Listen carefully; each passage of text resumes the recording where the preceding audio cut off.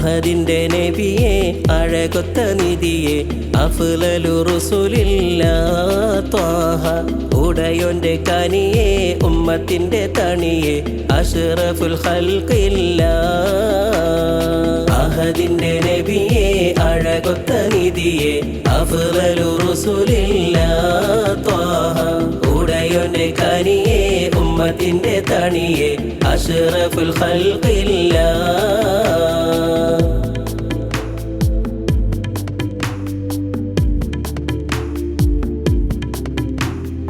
ആമിന ബീവി കോമനയായി പിറന്നൊരു മോനാണ് മുത്ത് ആലമിനാകെയും കാരുണ്യമായി പടച്ചൊരു നബിയാണ്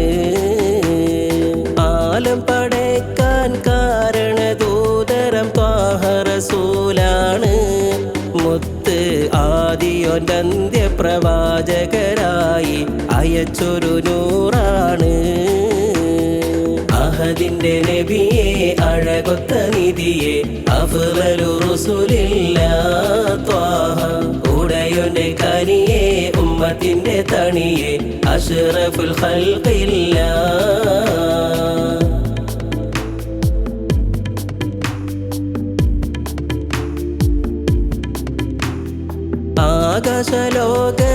ആകാശലോകത്തത്ഭുതമാകെ കണ്ട ഹബീബാണ്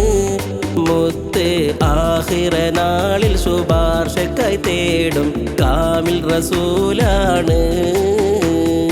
ആലമിലാകെ അതിരില്ല സ്നേഹം ചൊരിഞ്ഞൊരു മലരാണ് മുത്ത് ആരും കൊതിക്കും അഴകിൽ തിളങ്ങും മിന്നും ബദറാണ് അഹദിന്റെ നബിയെ അഴകൊത്ത നിധിയെ അഫ്ളലു റസൂലില്ലാ ത്വാഹ ഉടയോന്റെ കനിയെ ഉമ്മത്തിന്റെ തണിയെ അഷ്റഫുൽ ഖൽഖില്ലാ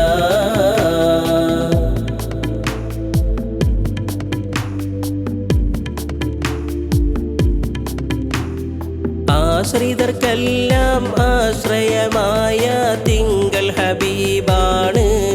മുത്ത് ആരാലും വാഴ്ത്തി പാടുന്ന സയ്യിദ് ലങ്കും സിറാജാണ്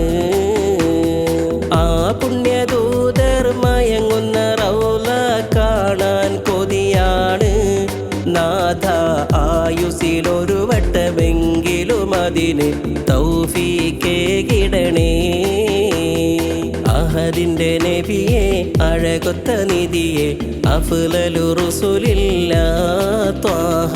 ഉടയോന്റെ കനിയെ ഉമ്മത്തിന്റെ തണിയെ അഷ്റഫുൽ ഖൽഖില്ലാ